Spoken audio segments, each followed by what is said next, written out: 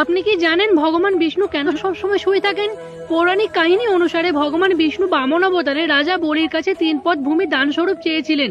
রাজা বলি রাজি হওয়ার পর ভগবান বিষ্ণু তার প্রথম পদের সমস্ত পৃথিবী এবং দ্বিতীয় পদের সমস্ত স্বর্গ অধিকার করে নিলেন। আর তখন রাজা বলি নিজে মস্তকে ভগবান বিষ্ণু তৃতীয় পদকে রাখার জন্য বললেন। ফলে রাজা বলি পাতাল লোকে চলে যান। রাজা বলির এরকম সহানুভূতি এবং সাধনা দেখে ভগবান বিষ্ণু অত্যন্ত খুশি হন এবং তাকে বর চাইতে বললেন। তখন রাজা বলি ভগবান বিষ্ণুকে তার সাথে থাকার জন্যই বর চাইলেন। তারপর ভগবান বিষ্ণু পাতাল লোকে চলে যান। কিন্তু ওইদিকে বৈকুণ্ঠে মা লক্ষ্মী ভগবান বিষ্ণুকে ছাড়া কিভাবে থাকবেন? সেই জন্য মা লক্ষ্মী বলিকে ভাই হিসেবে গ্রহণ করে উপহার স্বরূপ ভগবান বিষ্ণুকে চেয়ে বসলেন। তাহলে ভগবান বিষ্ণু দেওয়া বরদান কি হবে?